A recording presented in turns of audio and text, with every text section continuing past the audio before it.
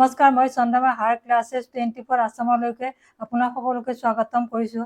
আপোনালোক কেনে আছে? আশা কৰোঁ আপোনালোক সকলো ভালে আছে।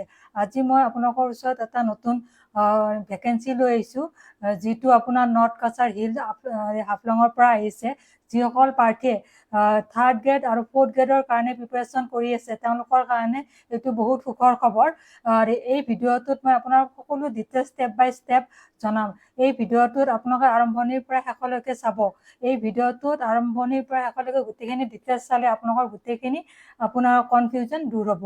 আৰু এই ভিডিঅ'টোত আপোনাৰ প্ৰথমবাৰৰ বাবে ভিজিট কৰিছে যদি এই চেনেলটো ছাবস্ক্ৰাইব কৰিব আৰু বেল আইকনত ক্লিক কৰিব। বেল আইকনত ক্লিক কৰিলে এইটোৱে আপোনাৰ বেনিফিট হ'ব। আগলৈকে এনেকুৱা ধৰণৰ ইম্পৰ্টেণ্ট ভিডিঅ' আপলোড কৰিলে আপোনালোকৰ ওচৰত নটিফিকেশ্যন যাব। এতিয়া আমি ভিডিঅ'টোত আমি চাওঁ কি কি দিয়া আছে। এই ভেকেঞ্চিটো আপোনাৰ আহিছে হাফলঙৰ পৰা, নৰ্থ কাছাৰ হিল অট'নমাছ কাউন্সিলৰ পৰা আহিছে এই ভেকেঞ্চিটো। ইয়াতে আপোনাৰ এই ভেকেঞ্চিটোৰ কি কি আপোনাৰ কোৱালিফিকেশ্যন লাগিব, তাৰপিছত কেইটা পোষ্ট আছে, তাৰপিছত কেনেকৈ এপ্লাই কৰিব লাগিব, গোটেইখিনি ডিটেইলছ মই আপোনালোকক ষ্টেপ বাই ষ্টেপ জনাই দিম। কিমানটা ভেকেঞ্চি আছে, কাৰ কিমানটা আছে। প্ৰথমতে আপোনাৰ এইটো হ'ল গাঁও সেৱক। গাঁও সেৱকৰ আপোনাৰ 12টা পোষ্ট আছে। তেওঁলোকৰ পে' বেন হ'ল 14,000ৰ পৰা 70,000লৈকে, আৰু গ্ৰেড পে' হ'ল আপোনাৰ 6,200। ইয়াৰ কাৰণে আপোনাৰ এডুকেশ্যন কোৱালিফিকেশ্যন লাগিব, গ্ৰেজুৱেশ্যন হ'ব লাগিব, আৰ্টছ, কমাৰ্চ, ছায়েন্স, আপুনি এনি ষ্ট্ৰীম, আপুনি যিকোনো ষ্ট্ৰীমৰে আপুনি গ্ৰেজুৱেশ্যন হ'লে আপোনাৰ এপ্লাই কৰিব পাৰিব। নেক্সট হ'ল আপোনাৰ গ্ৰাম সেৱিকা। ইয়াতে আপোনাৰ 3টা পোষ্টৰ ভেকেঞ্চি আছে।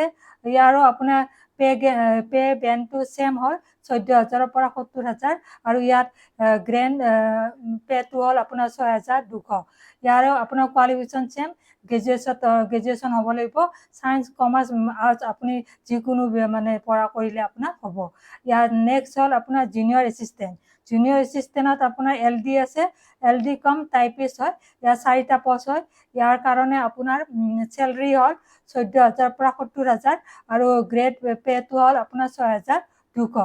ইয়াৰ আপোনাৰ কোৱালিফিকেশ্যন গ্ৰেজুৱেটটো হ'বই লাগিব, লগতে আপোনাৰ 6 মান্থ মানে 6 মাহৰ আপোনাৰ কম্পিউটাৰ চাৰ্টিফিকেট লাগিব। MS ৱৰ্ড জানিব লাগিব, MS Excel, PowerPoint presentation এইবোৰ জানিব লাগিব। 4th পোষ্টটো হ'ল আপোনাৰ চাব ইঞ্জিনিয়াৰ। ইয়াতে আপোনাৰ এটা পোষ্ট আছে।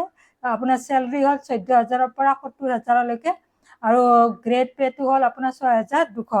ইয়াৰ কাৰণে আপোনাৰ কোৱালিফিকেশ্যন থাকিব লাগিব ডিপ্ল'মা ইন চিভিল ইঞ্জিনিয়াৰিং, মানে আপুনি চিভিলছত ডিপ্ল'মা কৰা হ'ব লাগিব যিকোনো ইনষ্টিটিউটৰ পৰা। তাৰপিছত 5th পোষ্টটো হ'ল 5 নম্বৰ পোষ্টটো হ'ল চকীদাৰ। চকীদাৰৰ কাৰণে এটা পোষ্ট আছে। তেওঁলোকৰ চেলাৰী 12,000ৰ পৰা 52,000লৈকে হ'ব, আৰু তেওঁলোকৰ গ্ৰেড পে'টো হ'ল 3,900, আৰু তেওঁ মেট্ৰিক পাছ হ'লে হ'ব। এইখিনি হ'ল পোষ্টৰ অপজিটত কি কি কোৱালিফিকেশ্যন লাগিব, তেওঁলোকৰ চেলাৰী কিমান, কেইটা পোষ্ট আছে, সেইখিনি ডিটেইলছ। নেক্সট আমি চাম কি কি আপোনাৰ চাৰ্টিফিকেট লাগিব, কেনে কি জমা দিব লাগিব, ডকুমেণ্টছৰ বিষয়ে আমি ডিটেইলছ ল'ম। যিসকলে 3rd গ্ৰেড আৰু 4th গ্ৰেডৰ কাৰণে প্ৰিপেৰেশ্যন কৰি আছে, তেওঁলোকলৈকে এই ভিডিঅ'টো শ্বেয়াৰ কৰিব। আহক আমি চাওঁ ইয়াতে ডকুমেণ্টছ কি কি লাগিব। ডকুমেণ্টছত আপোনাৰ লাগিব ছেল্ফ এটাষ্টেড কপি, চাৰ্টিফিকেট আৰু মাৰ্কশ্বিট, মানে আপুনি মেট্ৰিকৰ পৰা আপোনাৰ গ্ৰেজুৱেশ্যনলৈকে যিখিনি আপোনাৰ কোৱালিফিকেশ্যন আছে, সেইখিনি সকলোৰে চাৰ্টিফিকেট আৰু মাৰ্কশ্বিট আপুনি ছেল্ফ এটাষ্টেড কৰি দিব লাগিব। ছেল্ফ এটাষ্টেড মানে আপুনি তাতে ফটোষ্টেট কৰাৰ পিছত নিজে ছিগনেচাৰ কৰিব। ধৰক মোৰ নামটো চন্দ্ৰমা পাটোৱাৰী, আপুনি প্ৰথম আখৰটো কেপিটেল লিখিব, তাৰপিছত আপোনাৰ নামটো চিৰিয়েলি ষ্টাৰ এনেকুৱা কৰি লিখি যাব, চন্দ্ৰমা পাটোৱাৰী। এনেকৈ আপুনি ছিগনেচাৰ কৰিব, আৰু ওপৰত লিখি দিব ছেল্ফ এটাষ্টেড। ছেল্ফ এটাষ্টেড, আৰু তলত ডেটটো মেনশ্যন কৰি দিব। তাৰপিছত নেক্সট পইণ্টটো হ'ল আপোনাৰ self attested copy of age proof. Age প্ৰুফৰ কাৰণে আপুনি মেট্ৰিকৰ পাছ চাৰ্টিফিকেটখনটো দিবই, সেইকাৰণে আপোনাৰ এজ প্ৰুফ হ'ব, বা এডমিট কাৰ্ড আছে যদি সেইখনো দিব পাৰে। তাৰপিছত আপোনাৰ লাগিব এমপ্লয়মেণ্ট এক্সচেঞ্জ ৰেজিষ্ট্ৰেশ্যন কাৰ্ড থকা নহয়, তাৰ মানে আপডেট, মানে সেইখন পুৰণা নহ'ব, আপডেট সেইখন আপুনি তাৰো জেৰক্স কপি ছেল্ফ এটাষ্টেড কৰি দিব লাগিব। তাৰপিছত PRC জমা দিব লাগিব, সেইখনৰো আপুনি জেৰক্স কৰি ছেল্ফ এটাষ্টেড কৰি দিব লাগিব। নেক্সট আপুনি যদি কাষ্ট হয় OBC ST, সেই কাষ্টৰ চাৰ্টিফিকেট আপুনি জেৰক্স কৰি ছেল্ফ এটাষ্টেড কৰি দিব। নেক্সট আপোনাৰ লাগিব 2 কপি ফটো, তাতো আপোনাৰ ছিগনেচাৰ লাগিব ছেল্ফ এটাষ্টেডৰ। তাৰপিছত নেক্সট আৰু এটা ইম্পৰ্টেণ্ট হ'ল অট'নমাছ কাউন্সিল কোৰ্টৰ ফি মানে ষ্টাম্প লাগিব, 10 টকাৰ এটা ফি ষ্টাম্প লৈ আপুনি তাতে লগাই দিব। নেক্সট আপোনাৰ সেলফ এটাচড এনভেলপ এটা সৰু পায়, 10 সেণ্টিমিটাৰ পৰা 5 সেণ্টিমিটাৰ এটা সৰু এনভেলপ পায়, তাতে আপুনি 5 টকীয়া টিকেট এটা লগাই তাতে আপোনাৰ এড্ৰেছটো লিখি দিব, যাতে আপোনাৰ যেতিয়া নেক্সট আপোনাৰ কাৰণে ৰিটেন এক্সামৰ কাৰণে আপোনাৰ এডমিট কাৰ্ড পঠাব, সেই এনভেলপটোৰ ভিতৰতে পঠাই দিব।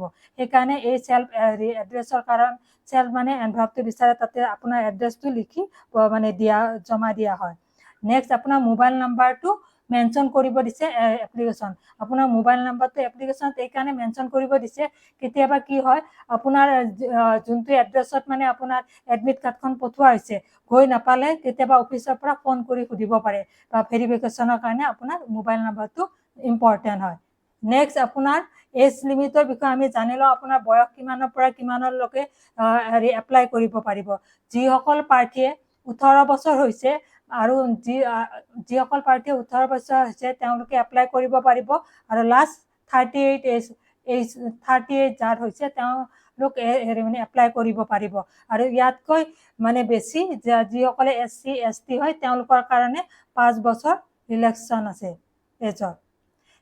18 পৰা 38 আপোনাৰ আনৰিজাৰ্ভৰ কাৰণে যিসকলে জেনেৰেল কেটেগৰীত পৰে, আৰু যিসকল SC ST OBCত পৰে তেওঁলোকৰ কাৰণে 5 বছৰ এজ ৰিলেক্সন আছে। তাৰপিছত এই এপ্লিকেশ্যনখন আপোনাৰ অনলাইন এপ্লাই ছাবমিট নহয়, এইটো আপুনি অফিচত গৈ জমা দিব লাগিব, আৰু এই জমা দিয়া লাষ্ট ডেটটো হ'ল আপোনাৰ 17 ছেপ্টেম্বৰ। 17 ছেপ্টেম্বৰৰ আগে আগে আপুনি গৈ তাতে জমা দিব লাগিব। আৰু ইয়াৰ কাৰণে আপোনাৰ কি কৈছে, block development officer of difference development block of Dima Hasao. Dima হাছাঙত মানে বিভিন্ন ধৰণৰ মানে ব্লক ডেভেলপমেণ্ট অফিচ আছে, তাতে গৈ আপোনালোকে জমা দিব লাগিব। এইখিনি হ'ল আপোনালোকৰ এডভাৰটাইজটোৰ যিখিনি ডিটেইলছ, এডুকেশ্যন কোৱালিফিকেশ্যন কি লাগিব, তাৰপিছত ডকুমেণ্টছ কি লাগিব, কেতিয়ালৈকে এপ্লাই কৰিব পাৰিব, কিমান এজৰ পৰা কিমান এজে এপ্লাই কৰিব পাৰিব, তাৰপিছত কি প্ৰচেছত এপ্লাই কৰিব লাগিব, অনলাইন নে অফলাইন, গোটেইখিনি ডিটেইলছ মই আপোনালোকক ষ্টেপ বাই ষ্টেপ জনাই দিলোঁ। ইয়াতে আপুনি ফৰ্মটো আপুনি এপ্লাই কৰাৰ কাৰণে ইউজ কৰিব লাগিব standard form. Standard form part 9। এই ফৰ্মখন আপুনি যিকোনো বুক ষ্টলত গ'লে আপুনি এই ফৰ্মখন পাব, সেইখনত আপুনি ফিল আপ কৰি জমা দিব লাগিব। গতিকে এইখিনি হ'ল আপোনাৰ পুৰা ডিটেইলছ। আৰু এই ভিডিঅ'টোত আপুনি মই এক্সপ্লেইন কৰোঁতে আৰু যে কিবা আপুনি বুজি পোৱা নাই তেনেহ'লে আপুনি কমেণ্ট কৰিব, মই কমেণ্টৰ ৰিপ্লাই দিম। আৰু এনেকুৱা ধৰণৰ ভিডিঅ' আগলৈকে পাবলৈ কাৰণে ছাবস্ক্ৰাইব কৰিব আৰু বেল আইকনত ক্লিক কৰিব। বেল আইকনত ক্লিক কৰিলে এইটোৱে বেনিফিট হ'ব, আগলৈকে এনেকুৱা ধৰণৰ ইম্পৰ্টেণ্ট ভিডিঅ' আপলোড কৰিলে আপোনালোকৰ ওচৰত নটিফিকেশ্যন যাব।